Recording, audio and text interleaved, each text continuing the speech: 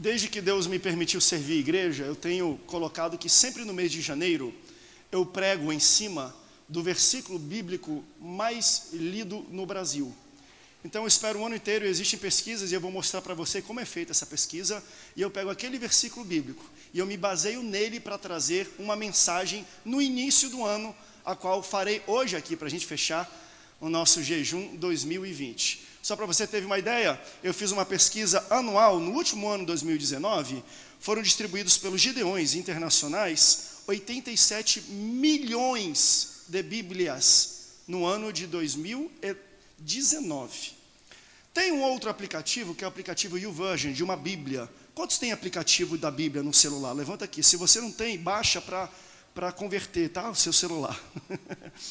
Esse aplicativo é interessante porque ele dá bases de dados. Como ele é digital, os servidores, as pessoas que programaram ele, conseguem ter informações. Para você ter uma ideia, a Bíblia YouVersion, que é a Bíblia mais popular da internet e dos aplicativos, teve no ano de 2019 350 milhões de downloads de pessoas baixando esse material.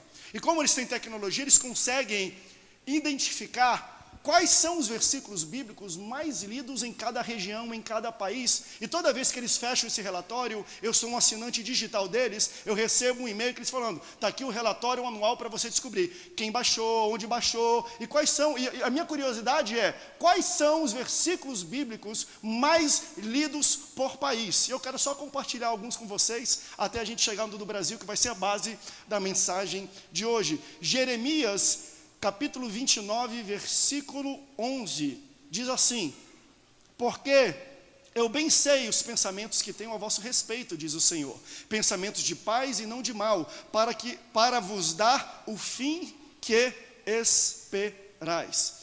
Esse versículo foi o versículo mais lido na Austrália, no Canadá, em Gana, no Japão, na Nigéria, Filipinas, Singapura, Emirados Árabes e Inglaterra. Olha que interessante.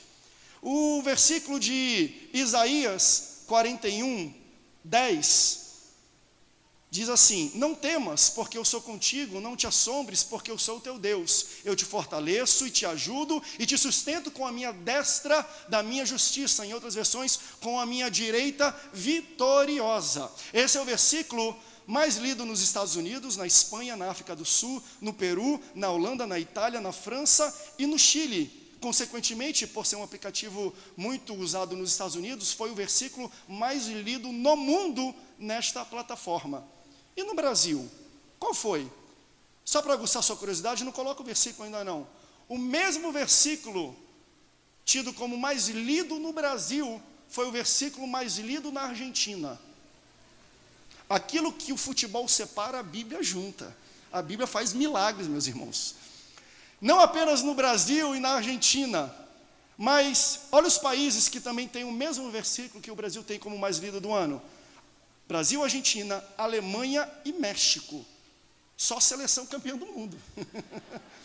Eles têm que, eu vou falar para o pessoal tem um mistério, não tem nesse versículo? Eu vou falar para colocarem no meu time, o Paysandu Esporte Clube. Para colocar o versículo assim na camisa, porque se colocar ele vai ser campeão brasileiro, da Série D. Que é onde ele está hoje. O versículo é esse que aparece, bota para mim, Josué capítulo 1, versículo 9. Abra sua Bíblia em Josué 1. Mas o versículo que eu vou ler é: não te mandei eu, esforça-te e tem bom ânimo, não temas, não tenha medo e não te espantes, porque o Senhor teu Deus é contigo por onde quer que andares. Vamos ler junto? Esse foi o versículo mais lido no Brasil. Provavelmente você leu muito esse versículo também. Vamos ler juntos em uma só voz? Não te mandei eu, esforça-te e tem bom ânimo, não temas, não te espantes, porque o Senhor teu Deus é contigo por onde quer que andares. Abra sua Bíblia em Josué capítulo 1. Nós vamos ler do versículo 6 ao versículo 9, diz assim a palavra do Senhor a partir do versículo 6. Esforça-te e tenha bom ânimo, porque tu farás a este povo herdar a terra que eu jurei aos seus pais que lhes daria. Tão somente esforça-te e tem muito bom ânimo para teres cuidado de fazer conforme toda a lei que meu servo Moisés te ordenou. Dela não te desvies, nem para a direita, nem para a esquerda, para que prudentemente te conduzas por onde quer que andares. Não aparte da tua boca o livro desta lei, antes medita nele dia e noite, para que tenha cuidado de fazer conforme tudo quanto nele está escrito, porque então farás prosperar o teu caminho e serás bem-sucedido. Não te mandei eu? Esforça-te e tem bom ânimo, não temas nem te espantes, porque o Senhor teu Deus é contigo por onde quer que andares. Aleluia! Primeira lição que eu aprendo com esse texto: a presença de Deus é garantida, mas as suas promessas são opcionais. Ele fala nesse versículo: não temas, eu estarei contigo por onde fores, por onde andares. Então ele fala: a minha presença não adianta. Por mais que você tente se esconder numa caverna, por mais que você esteja dentro de um peixe, por mais que você fuja para trás do deserto, eu sempre estarei contigo. Se estiveres 40 anos andando no deserto, estarei contigo. Quando fores entrar na terra prometida, estarei contigo. Se você não entrar na terra prometida, eu estarei contigo, porque minha presença é garantida, não é opcional. Agora, se você vai ou não vai entrar na terra prometida, se você vai ou não vai abraçar as promessas que eu tenho para você, aí a opção é sua. Se você optar por não, eu continuo com você.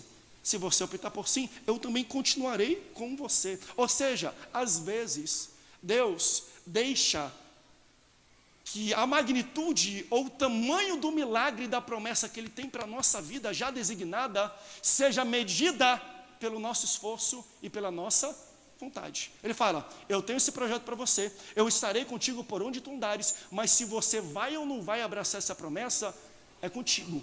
Eu coloco nas tuas mãos. Não tem aquele corinho? Se entrares na batalha, eu contigo lutarei. Se pisares nos espinhos, eu contigo pisarei. Não te deixo, ó meu filho, seja onde quer que eu vá. Se você for na batalha, eu estou contigo. Se pisar no espinho é coisa boa, pisar no espinho não, é coisa ruim. Eu também vou estar contigo agora. Se você vai ou não vai entrar na terra prometida, é com você.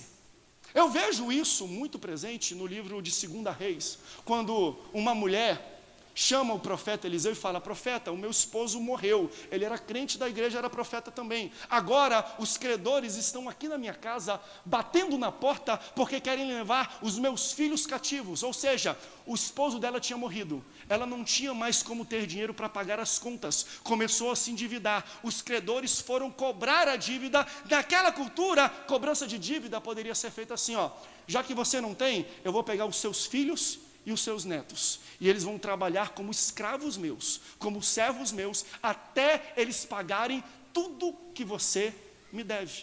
Então ela chama o profeta e fala: estão querendo levar meus filhos cativos como escravos, e eu não tenho dinheiro para pagar. O profeta fala: o que tens na tua casa? Ela fala: eu não tenho nada, a não ser uma botija de azeite, mas está vazia. Ele fala: não tem problema, pega vasos, o máximo que você puder. E quando ela trouxe, ela ia deitando o azeite, e o azeite ia se multiplicando naquela botija, até que encheu todos os vasos. O profeta falou: não tem mais? Os filhos falaram: não, a gente já pegou todos os vasos. Ela pegou tudo aquilo que foi cheio de azeite. Azeite tinha valor monetário naquela época. Pagou a dívida que tinha com os credores, ou seja, os filhos não se tornam mais escravos, e ela viveu do resto.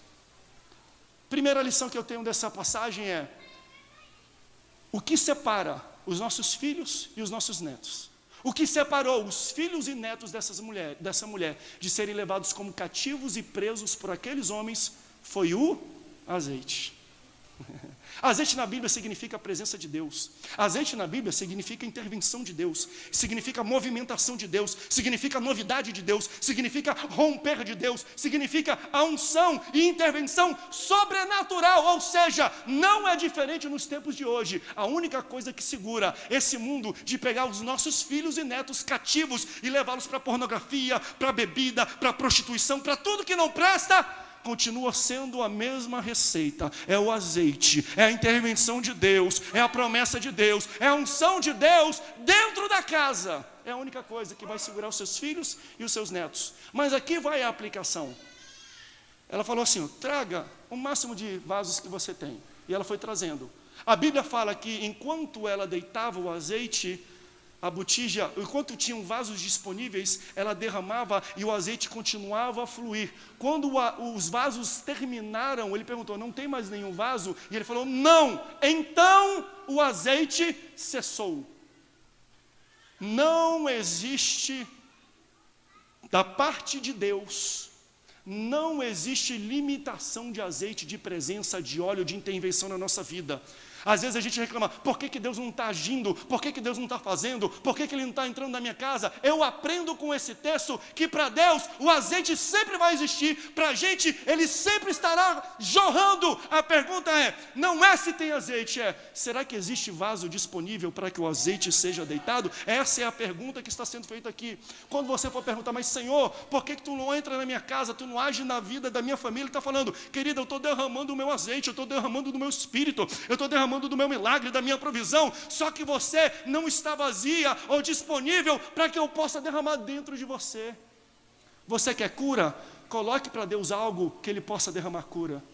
Você quer prosperidade? Coloque e apresente para Deus algo vazio e disponível para que Ele possa derramar a prosperidade que Ele tem para a sua vida. Ou seja, se aquela mulher tivesse 10 vasos, 10 seriam cheios.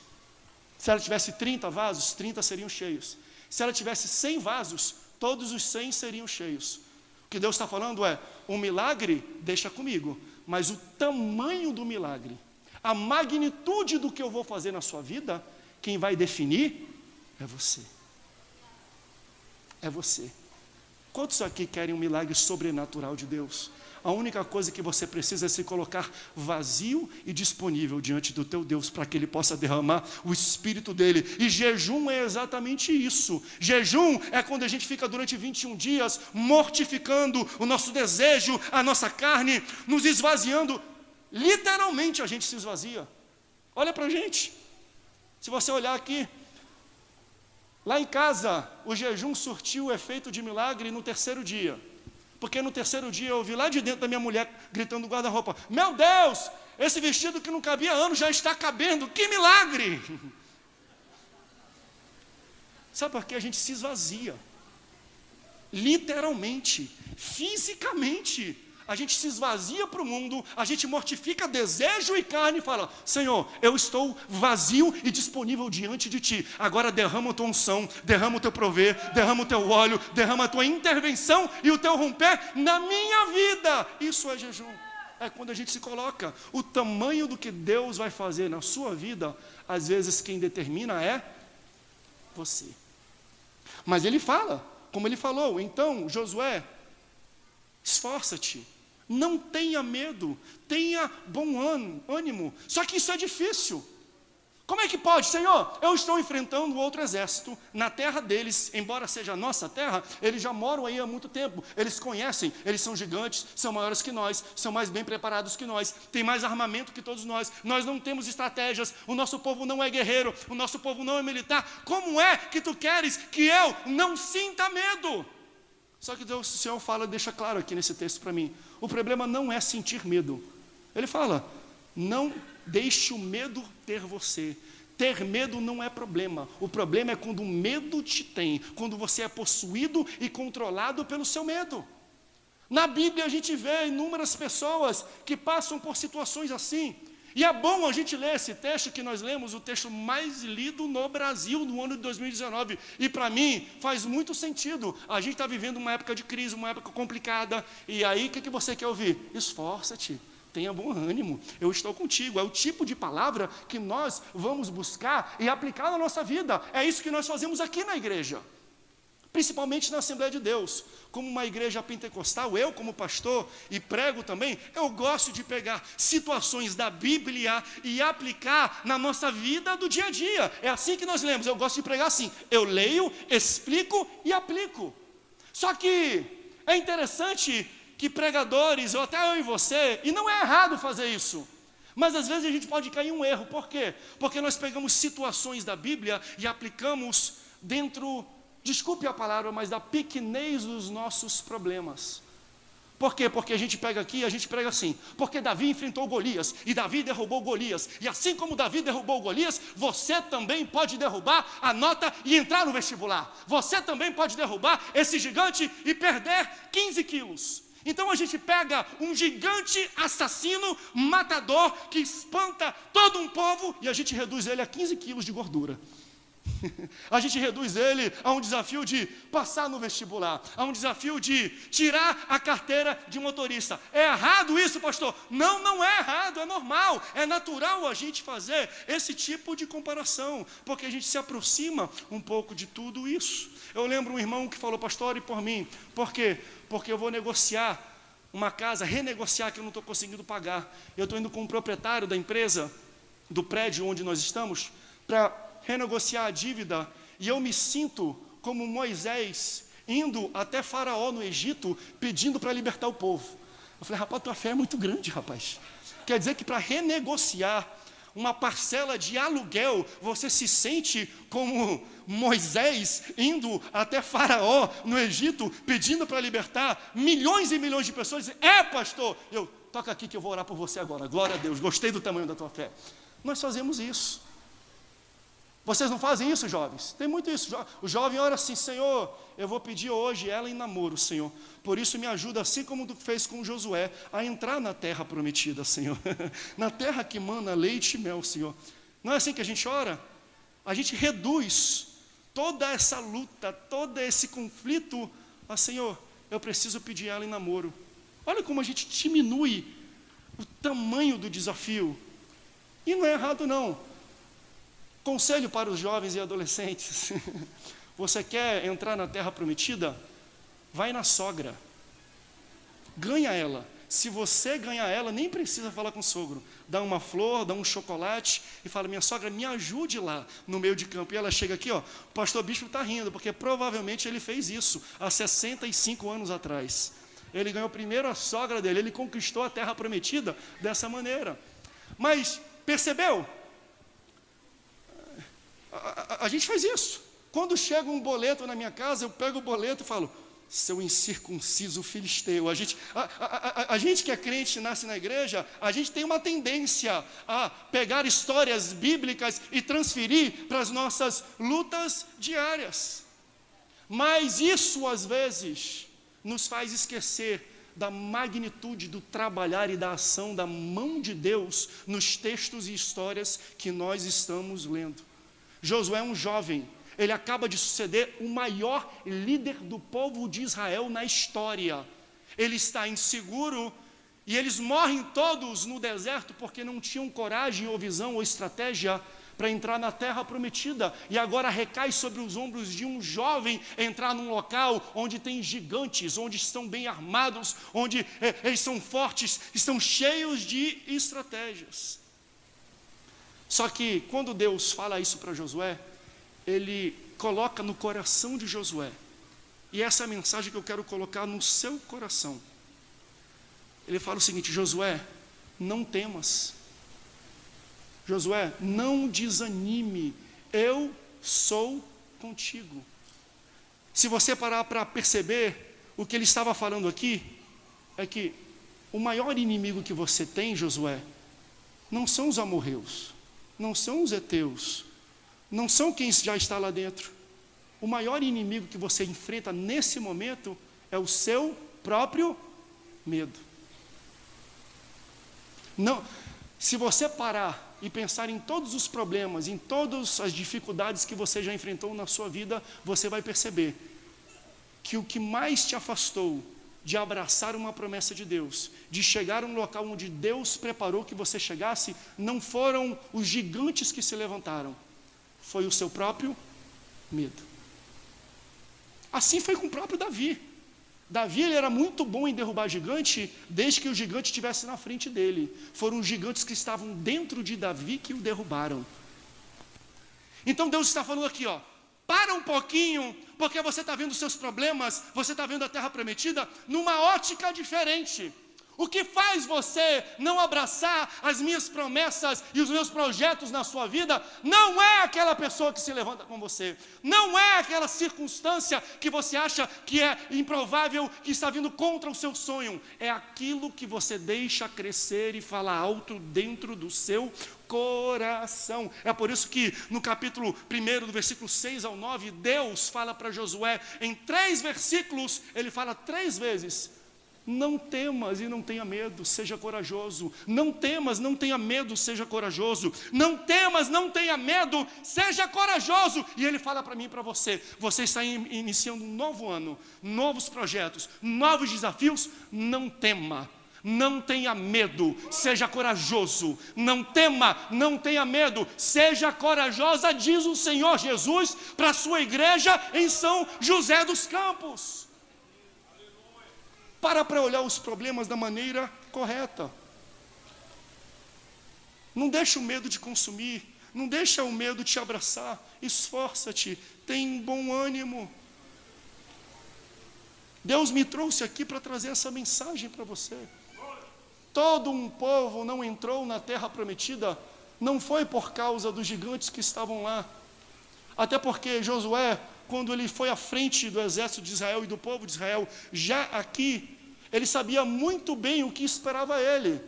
No tempo de Moisés, ele enviou 12 espias, 10 espias mandou para lá, dos quais Josué e Caleb eram 2, eles voltaram com um relatório positivo: vão entrar, a terra emana leite e mel, tudo aquilo que Deus colocou na promessa dele, está lá de verdade, acontece lá, vamos entrar. Todos os outros falaram: não dá. Por quê? Porque aos nossos olhos, nós parecíamos como gafanhotos perto deles.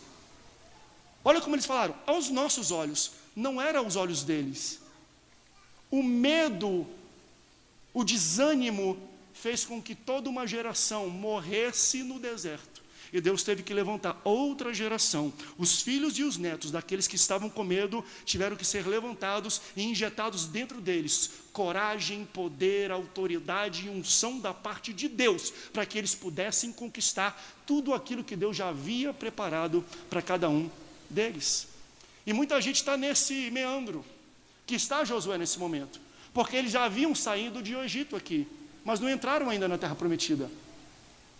Muita gente saiu do ano de 2019, mas não conseguiu ainda conciliar e entender que nós estamos numa nova década, em um novo ano, em um novo ciclo. E você já entrou em 2020, mas não conseguiu abraçar 2020. Você está na beira da terra prometida, você consegue ver a sua promessa, mas não consegue tomar posse dela. Hoje o Senhor está falando: eu vou romper isso, eu vou te dar coragem hoje. Você vai entrar e você vai desafiar todos os medos que fazem você parar. Fala a verdade, não é o inimigo que te faz parar, não, é você mesmo. É aquela voz que você procura, lembra durante o jejum? Será que pode isso? Será que pode aquilo? Quantas pessoas eu tive que responder: mas pastor, se eu comer arroz parbolizado, se eu comer aquilo, se eu comer isso ou aquilo, estavam querendo uma voz para convencê-las a fazer algo que o coração e a carne estavam pedindo. Eu falava: querido, se é parbolizado, se é do jeito, eu não sei o que você colocou para Deus. Deus requer de você sacrifício. Sacrifício. Não conte comigo para convencer o que você deve ou não deve fazer. E do mesmo jeito, eu acho que a gente tem que ter essa postura. Não conte com a pessoa que está do seu lado para te convencer dos seus sonhos e dos projetos que você tem para a sua vida. Deus já falou: eu estou contigo. Não te abatas, não desanime, tenha medo e seja corajoso. Seja corajoso.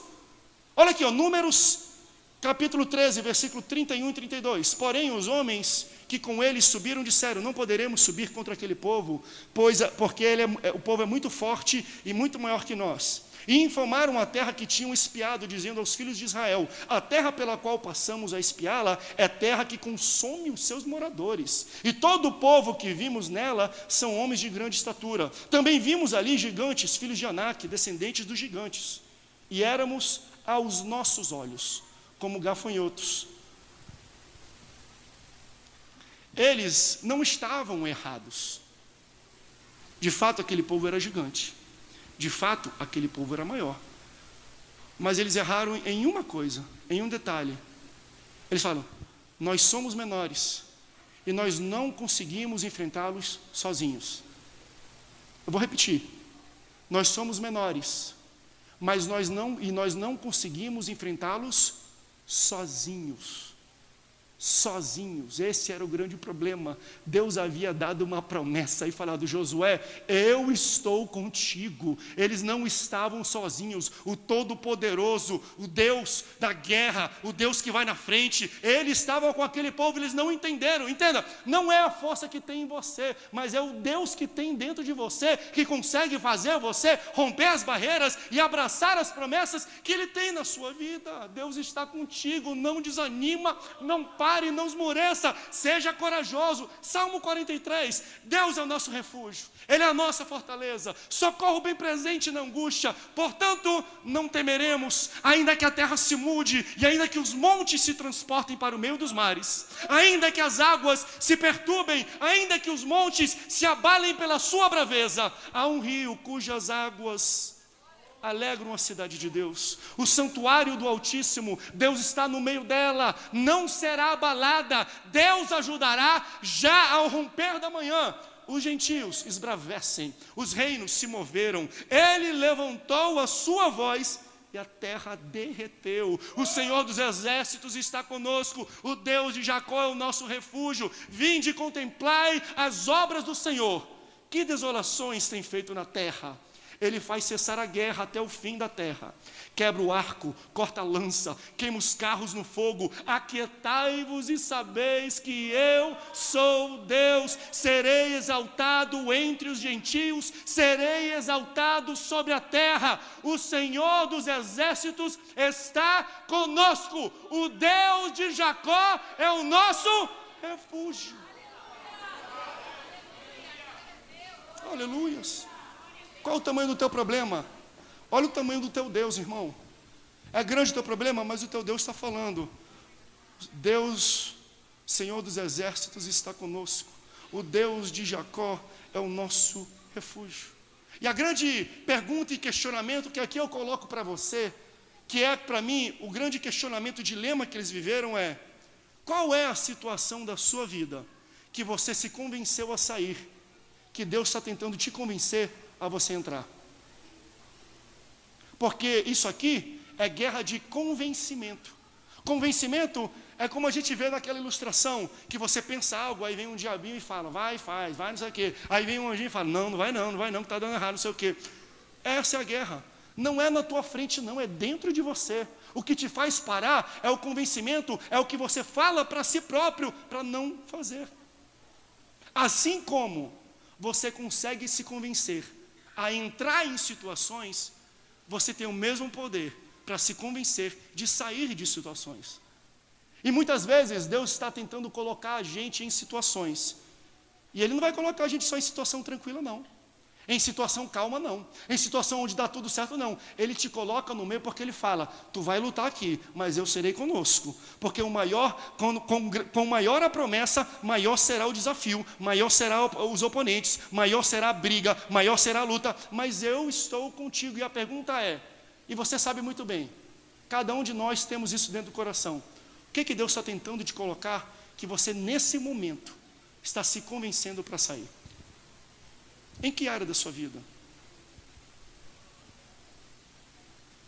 Quando Josué trouxe o relatório, falou: gente, a gente tem que entrar, tem promessa de Deus. Ele citou: Deus falou, Moisés, para você que nós entraremos, aquela terra nossa, temos que tomar posse, é uma terra que mana leite e mel, já está preparada, pare com isso. E todos os outros espias deram um relatório contrário, fora ele e Caleb. A palavra de Deus fala que ele ficou tão veemente, ele ficou tão emocional, que ele chegou a rasgar as vestes dele, diante desse concílio, dessa reunião, desse conselho deliberativo, diante de Moisés. Ele fala: Moisés, tu não está entendendo, existe uma promessa de Deus, e ele rasgou, isso é um absurdo, a gente tem que entrar nessa terra, e ele fez de tudo, ele gritou, ele chorou, ele se ajoelhou, ele rasgou a roupa, para tentar convencer que Moisés tinha que entrar. Só que ele convenceu? Não. Por quê? Ninguém consegue te convencer do seu destino, senão você. Ninguém. Não culpe ninguém se você não entrou em lugares que era para entrar. Não culpe, por quê? Porque você teve que se convencer para sair. Eles não foram no teu lugar para falar, não, foi você que foi lá e falou, eu não preciso, eu não quero, e perdeu alguma oportunidade. De igual modo, não culpe ninguém de te segurar em qualquer local que você entrou. Porque ninguém vai decidir o destino e o seu futuro, os seus sonhos, se não for você. Não tem como.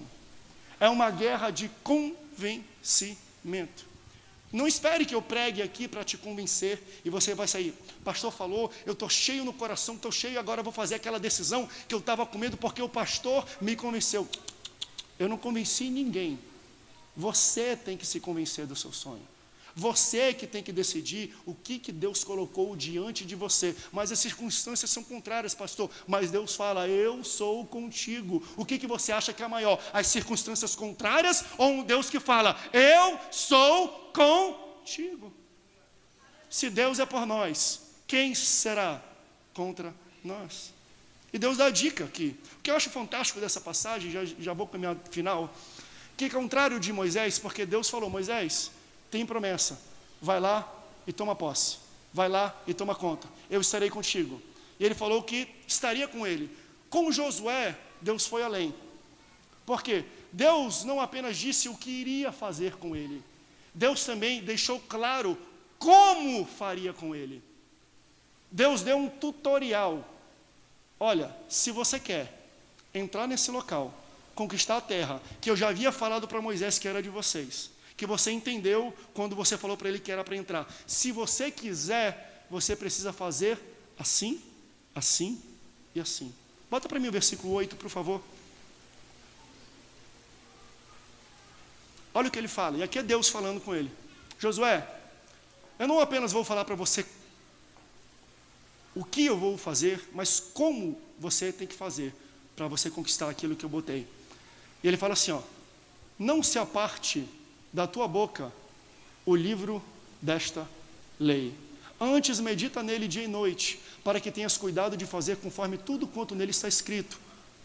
Porque então farás prosperar o teu caminho e serás bem-sucedido. Olha a primeira parte. Não aparta da tua boca o livro desta lei. Quando ele fala da lei, ele está falando da Torá, dos 5 primeiros livros do Antigo Testamento, que era a lei judaica. O que ele está falando é, em todo momento que você for enfrentar alguma coisa, não tira da tua boca a lei. Os judeus, se você ver vídeos, eu nunca fui para Israel, um dia eu vou ter esse sonho. Quem quer ir comigo para Israel? 30 pessoas receberam, amém. Você paga a minha, a gente vai junto. Se você ver vídeos, você vai perceber que eles estão no Muro das Lamentações, e eles estão aqui fazendo movimentos, e eles ficam assim, ó.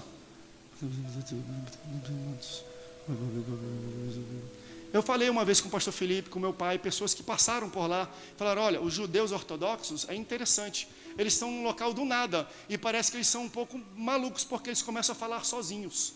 Eles estão parados, eles ficam assim, ó, meio que murmurando. Sabe o que é isso? Não aparta da tua boca o livro dessa lei. Martin Lloyd Jones, um grande pregador antigo na Inglaterra, ele falou assim, ó, o maior problema dos homens é que os homens passam muito tempo ouvindo a si próprios, ao invés de pregar para si próprios.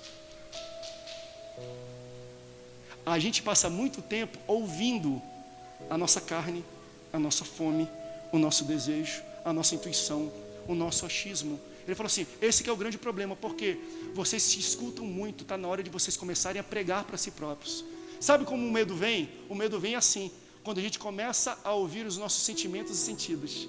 Quando a gente começa a ver a nossa intuição, ih, rapaz, eu estou fraquinho, não vai dar não vou aguentar não, meu Deus. E aí o medo começa a tomar conta da gente. E Deus sabia disso. Então ele falou assim, ó, não temas, mas eu vou te ensinar, Josué, como você vai parar de ter medo ou será consumido pelo medo. Não tira da tua boca o livro desta lei, as palavras dessa lei. Abre a tua boca, Josué, e começa a pregar para você mesmo. eu vou vencer, eu vou conseguir, porque está escrito na Bíblia que Deus é comigo, se Ele é comigo, quem será contra mim? E Ele vai à frente, Ele quebra os cavalos, corta a lança, joga os carros no fogo, Ele é o Deus de Jacó, Ele é a raiz de Davi, Ele é o Deus dos exércitos, Ele vai à frente, e você começa a pregar para si próprio. Eu tenho certeza que quando você sai daqui, você sai diferente de como você entrou. Por quê? Porque eu estou pregando as palavras da lei para você. Você não sai daqui, meu Deus, a minha semana, eu vou tomar decisão. Sabe quando você sai de um culto abençoado como esse, cheio do poder, cheio da autoridade? O que Deus está falando é, você pode continuar sendo assim, mas não espere isso do pastor André, não. Não espere do seu pai e da sua mãe, não. Porque o pastor André não vai estar amanhã quando você tiver que fazer a decisão. Aquela entrevista de emprego, a sua mãe não vai estar lá. Ou seja, você tem que se convencer a botar na sua boca os livros e as palavras que estão escritas na lei, de dia e de noite. Pare de ouvir o seu sentimento e o seu corpo e comece a pregar para você, porque quando você começar a pregar para você, eu vou te dar autoridade, eu vou te dar unção, você se esvazia para que o meu óleo, para que a minha unção derrame na sua vida, e você vai ver o romper que eu vou fazer na tua casa. Lembre-se dessa frase dele. Gastamos muito tempo ouvindo a nós mesmos, ao invés de pregarmos para nós mesmos. Jejum é isso. Jejum é quando a gente para de ouvir o nosso corpo, que ele grita. Grita ou não grita? Quem fez jejum sabe, grita ou não grita? Segundo, terceiro dia, meu Deus do céu, dor de cabeça. A minha mulher está falando, tu era tão bonzinho, tu está chato, tu está ruim, tu está impaciente. Eu falei, é meu corpo gritando, é fome. Ele está pedindo Coca-Cola, ele está pedindo, não é Doritos, é aquele pozinho do Doritos Nacho, é o pó, aquele pó é maravilhoso.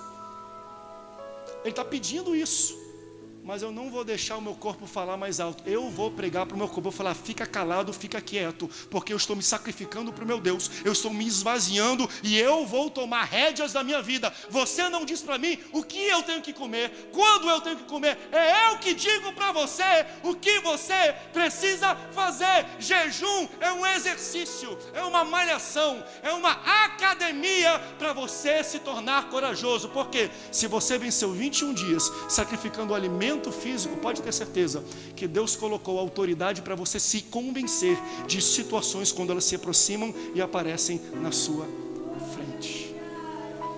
Pare de ouvir a si próprio, porque quando a gente se ouve, a gente perde de abraçar os grandes milagres e maravilhas que Deus tem. Para terminar, eu preguei para os jovens sobre isso, sobre Abraão, Isaac e Jacó. Eu botei na internet um dia desse também, falando assim, ó, não era para ser Jacó. Eu tô falando, que é isso, sabe o quê? Se você conhece a história, são gêmeos. Esaú nasce primeiro, Jacó nasce grudado nele, segurando na calcanhar, segurando no pé dele. Eles crescem, um gosta de caça, um gosta de rua, um gosta de matar bicho, outro é mais pacato e hospitaleiro, gosta de ficar dentro de casa, gosta de cozinhar, é mais tranquilo, porque irmãos são diferentes. Daí um dia, Esaú estava caçando e ele volta esfomeado, morrendo de fome. E Jacó estava fazendo um cozidão, uma comida, mexido lá de ervilha, gostoso. E ele chegou e falou assim, meu Deus, eu estou com tanta fome que eu estou quase morrendo. Me diz, o que tu quer? Eu te dou tudo o que você quiser, se você me dá um prato de comida. E aí, como um filho mais novo, e eu sou filho mais novo, a gente negocia nessa hora, né? Meu irmão era assim, ele ganhou tudo primeiro.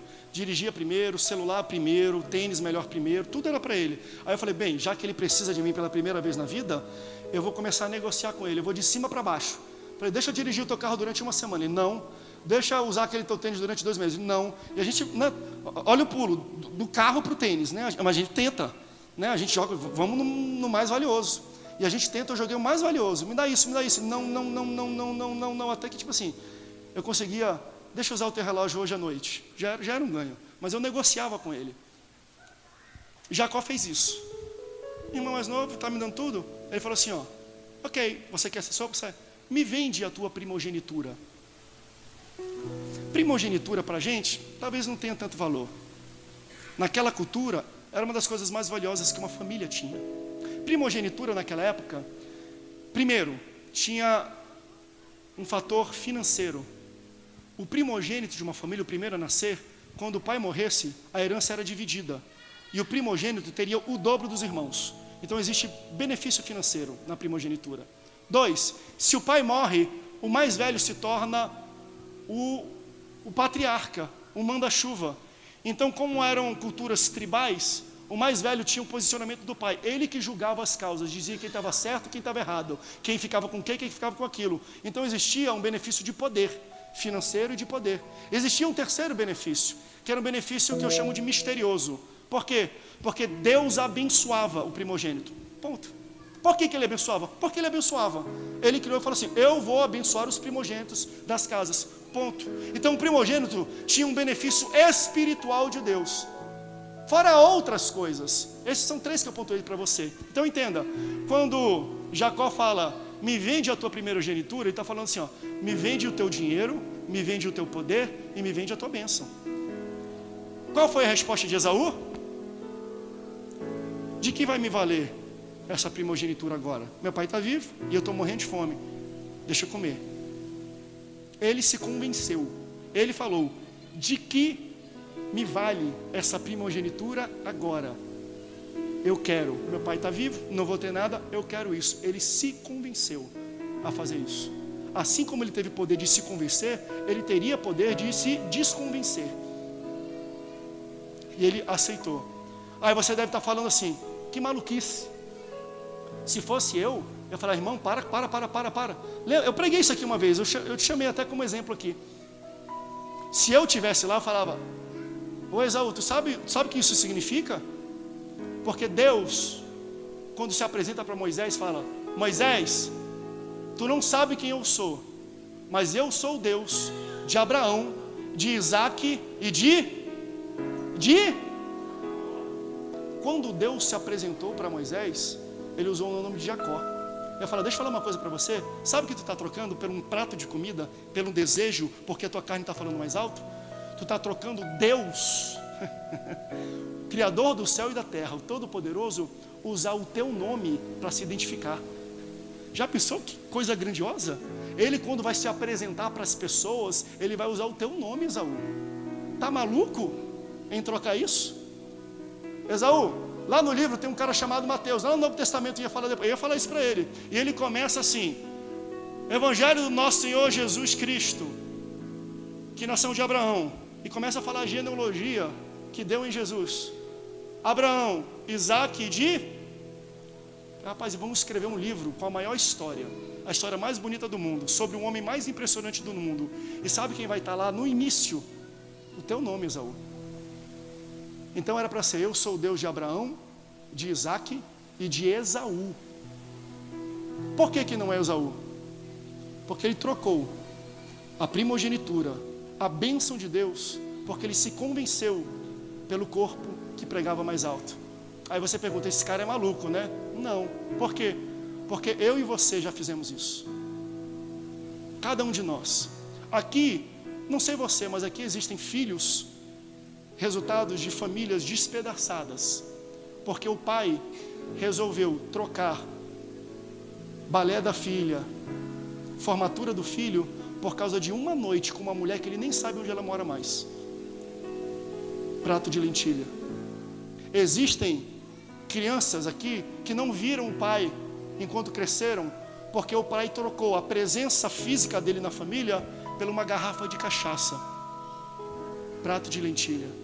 Existem pessoas aqui que sofrem até hoje na estrutura familiar porque não tiveram pai ou mãe por algum tipo de escolha temporária que acabou com algo permanente de Deus na vida deles. Não julgue Esaú antes do tempo. Nós somos Esaú. Nós já trocamos bênção de Deus, nós já trocamos bênção financeira, nós já trocamos bênção espiritual e de poder de Deus por causa de uma escolha temporária, porque a gente se convenceu que isso era bom para o agora e não pensou no depois. Então lembre-se, não, toda vez que se apresentar diante de você uma situação, Deus está falando, eu estou contigo, se convença a sair dela. Se convença a sair dela no nome de Jesus. Sabe por quê? Porque existe muito diploma que é para ter o seu nome. não era Jacó, era Esaú. O sobrenome daquela mulher não era de outro homem, era o seu. Era o seu. O nome naquele livro é o seu. O nome naquela música de composição é sua. O nome que vai aparecer na televisão do prêmio Nobel é o seu nome. É o seu. Deus tem promessas espirituais. Deus tem promessas financeiras. Deus tem promessas de poder para mim e para você. E o que Ele quer colocar é: se convença a entrar no projeto. Como Ele diz aqui: não desvie o teu pé nem para a direita, nem para a esquerda. Eu tenho um plano para você, e o plano que eu coloquei para você, eu serei contigo. Por isso, não desanima a Assembleia de Deus em São José dos Campos. Não desista, Assembleia de Deus em São José dos Campos. Seja forte e corajoso, porque eu serei contigo. Vamos ficar de pé e vamos louvar o Senhor. Aleluias, aleluias. Meus irmãos, pode subir, gente. Estamos hoje finalizando o jejum 2020. Foi uma mensagem um pouco diferente da que eu costumo pregar aqui para você. Mas quantos aqui foram abençoados por essa palavra? Quantos entenderam o que Deus quer colocar diante da gente? Deus tem coisas grandes para você. Ei, Deus tem coisas grandes para a sua família.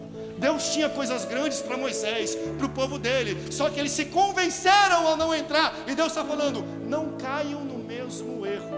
Eu estou ensinando para vocês. Não é só uma coisa empírica. Como é, pastor, então, que eu não caio nessas armadilhas? Não tire da sua boca as palavras do livro da lei. Medite nela dia e noite. Cante ao Senhor, ore ao Senhor, leia a Bíblia, venha para a igreja. Essa é a maneira que Deus está usando para manter você no caminho que Ele colocou. Você quer ter coragem para fazer a decisão certa? Você quer ter coragem para resistir o diabo, resistir às más companhias, resistir aquilo que não te edifica? Coloca na tua boca as palavras do livro da lei. Vamos louvar o Senhor. Meu Jesus, Salvador, outro igual não há. Todos os dias quero louvar as maravilhas de Deus. Chamamos Jesus.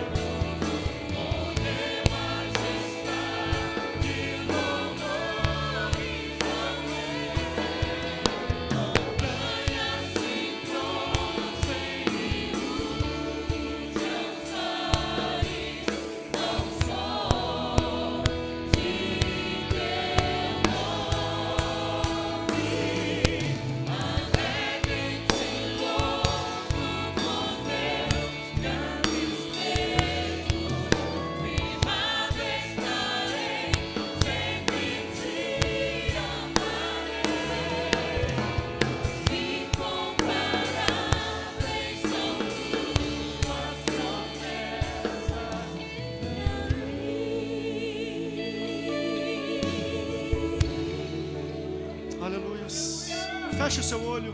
Deixa eu fazer uma pergunta.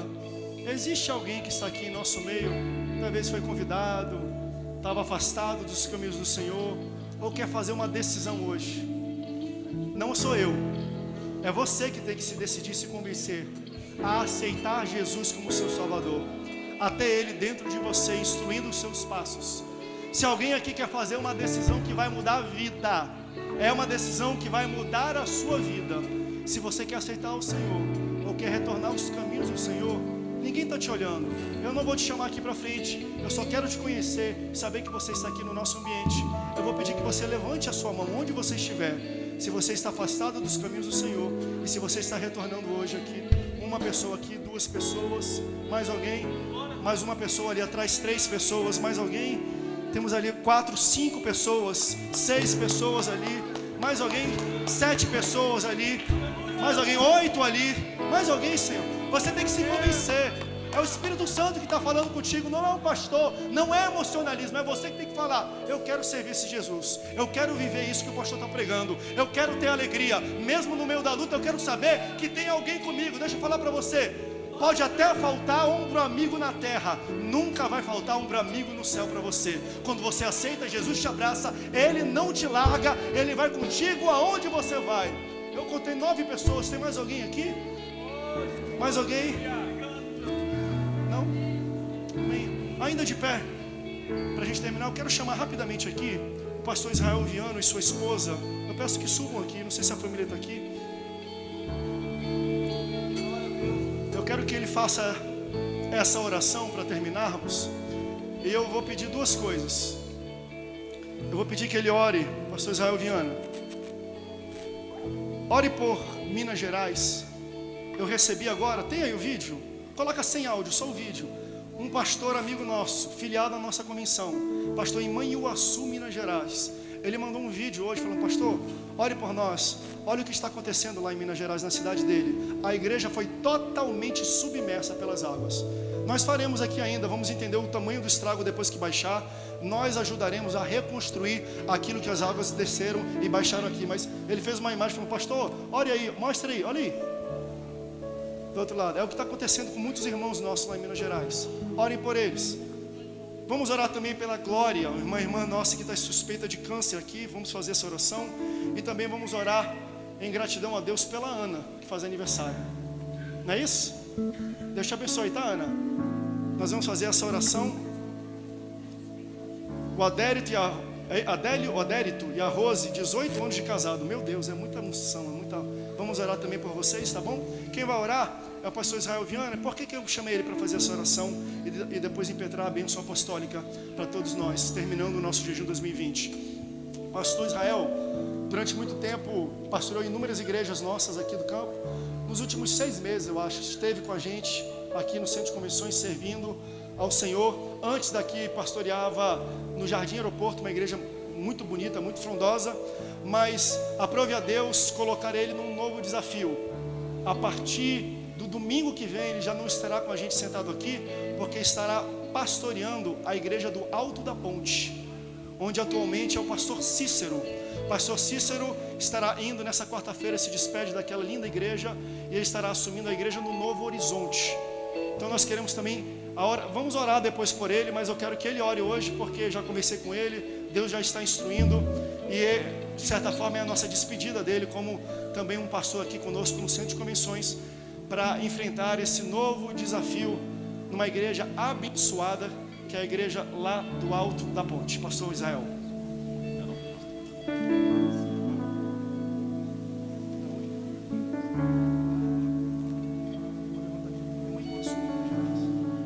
Queridos, vamos levantar nossas mãos e orar pelos nossos irmãos de Minas Gerais, também pelos nossos irmãos que estão aniversariando, né?